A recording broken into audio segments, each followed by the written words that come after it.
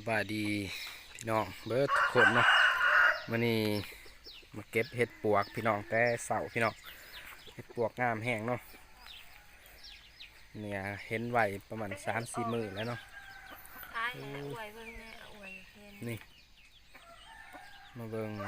งามมีแต่ดอกงามเนาะโอ้บ้านหมดแล้วเมื่อวานนี้ตอนแรกนี่พอดีเนาะนี่หลายรีพี่น้องโอ้เต็มหมดเนาะออกแค่นี้โอ้มีแต่เห็ดอะไรนี่มีแต่ดอกใหญ่ๆมาเด้อมาเด้อ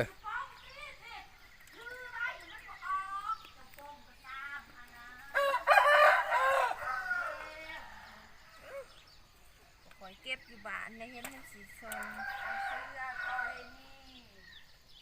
ถือไว้ถือกระเจ้าถือตีอีสร้างจะสิทาย เอานี่ถือกับถือเอามาอีสร้างจันเปรี้ยได้จู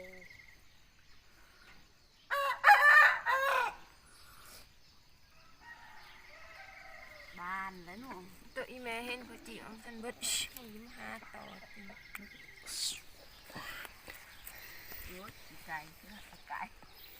เต็มแล้วก็ซ้ำเอาซ้ำไม้ปะโอ้ลายพี่น้องโอ้ตัดสะอ่อนเนาะกันว่าขายนี่ได้เป็นแสนคนนี้100,000-200,000คนพี่น้องนะเป็นโล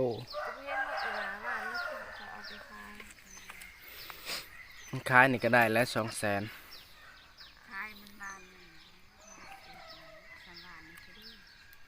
ของเจ้าและงานออกกำลังคันเขาเก็บต้นเด็กๆนี่คือสิพอดีเนาะมันกำลังอันน่ะป่าลิงให้ของเอาไปขาย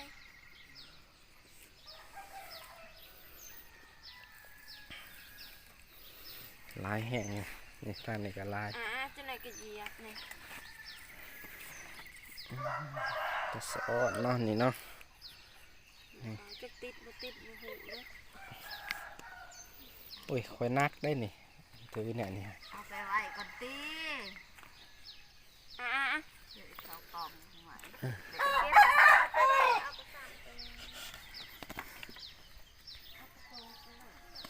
เนี่ยมันนี่เห็ดปวกเก็ดเห็ดปวกเด้อมาเด้อมาเด้อมาเด้อบ่ได้มีให้เก็บบ่อยๆเลยปีละครั้งหรือว่า2 ครั้งอยู่นี่เนาะบ่อนเฮาเก็บนี่อันนี้คางเฮือนเฮาเองเนาะคันบ่แม่นคางเฮือนนี่คือสิไปแต่ดนแล้วเนาะอันนี้คางเฮือนเก็บของเจ้าแล้วบ่ขอทานะบ้านเขาเก็บเลยคางเฮือนไปสิเก็บบ่เขาเก็บเพราะว่าเด็กน้อยบ้านเจ้าอยู่ในปอกไว้มันคือบ้านคอยมาเก็บนะหน่อยๆสั่นนั่นนะเก็บเลยนะเอาไว้ตัวเดียวหน่อยตัวกระเทิดในจีมันขึ้นมันก็เอาปลาดึงเด็กเห็น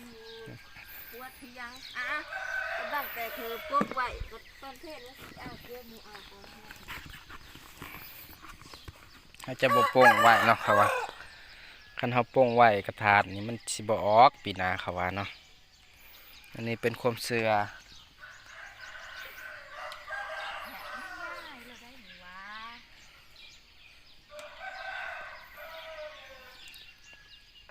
นี่ดอกจุ้มกระปุงแบบบ่ห่ออีกครั้งหนึ่งง่ายๆไม่ได้ป้องใดคันว่าเขาห่อแล้วเขาปงเป็นยัง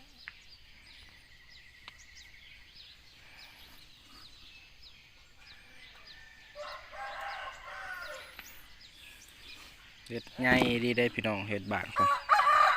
นมันน้อยๆเลยเลยงามนี่มันอบอวบมันเป็นดินนะมันดินทรายเป็นดินต้มเป็นดินเหนียวอยู่ทางไหนคือสีมีเนาะดินแดงมันจะงามหันเอาด้วยบอลไปเอาขี้เหนียวพวกขันล็อกนี่ จักหน้อยจังเอามา เบิ่งสิเคลียร์เลยให้บ่อย่าเข้าของแน่เอาดีหน้ามาหาหลังนี่โปรโมทงามแม่งน้อยเด้อไอ้เด้ออย่านะเชิดเด้อที่คือว่าคนนี้โอ้คือเฒ่าแล้วยาวบ่ได้มันติดจะได้มันบาดเหนื่อยฮักก็ได้การเหี่ยวอันนี้เห็นพอดีเก็บบ้าน นี่คือบุญยางเบิ่งทางมีรถมงนะ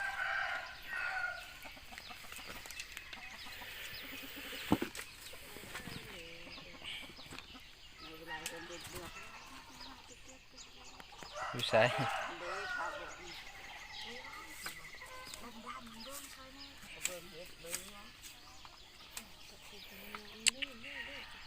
คอยก็อยากเข้ากล่องคือกันนะอยากเก็บนี่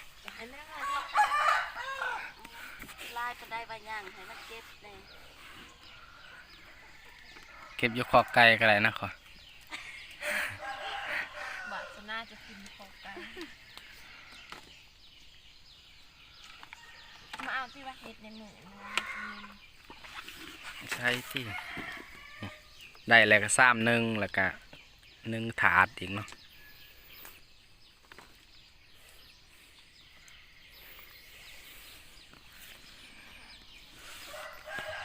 อีได้บอลหนึ่งซื้อที่ฝาจะไปกิน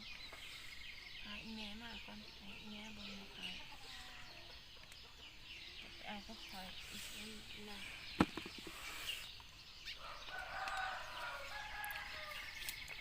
ยังอีกบอลหนึ่งจังหน่อยสิไปเก็บเนาะ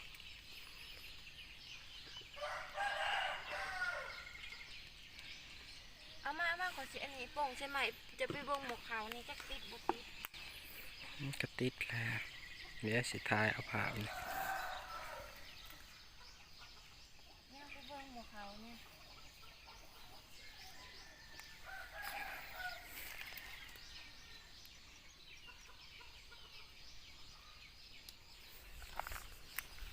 เดี๋ยวเบิ่งข่าวก่อน เด็กน้อยอย่างว่าเด็กน้อยยันผู้อื่นหันเฮาบ่เห็นหันหมูปกหมูเอาเลยบ่เห็นบ่ อันนี้เห็นไว้อีกเนาะในสวนมันเนาะ แต่ก็เอาของ บอลนี่ แม่กระโตดกระโตดหายเพิ่งไปพันกบหัวนะ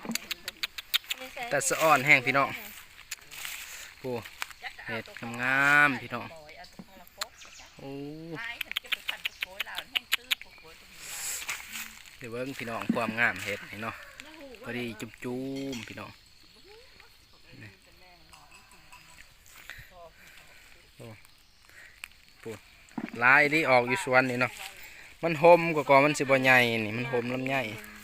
บ่แม่นว่ามันคือห่มลำไยดอก ฮะ ต่างซ้ำนี่แหละ ซ้ำนี่บ่ อยู่บอนนี้ โอ้ จ่ายนี่กัน บ่คือบอลเฮาเก็บบางยานี่ รู้หันคือสิบ่ได้ใหญ่ซ้ำนี่ซ้ำนี่ชุดแม่น่าเก็บคือ3-4 หาแม่หน้าเป็นมือกล้องให้แน่ แล้วเห็นข้างเขาปะเอาสิมือปะอันติข้างเขาปะลูกสวย เจ้าคือบ่เก็บ บ่ได้ย่างไปเบิ่งอ้อนทางสวนพอจันทร์ทำเบื้องก็โกะเบื้อง บ่ทันเขาดอกแท้นะ บ่เคยอ้อก็โกะดีมันมองฟองน้อยดูทายของบ่เอาเลยสั่งอีกของ เก็บไปที่เรียบร้อยแล้วเนาะได้ปักหลายๆพี่น้องอู้เบิ่งนี่ความงามแต่สะอ่อนเนาะจูมใหญ่ๆ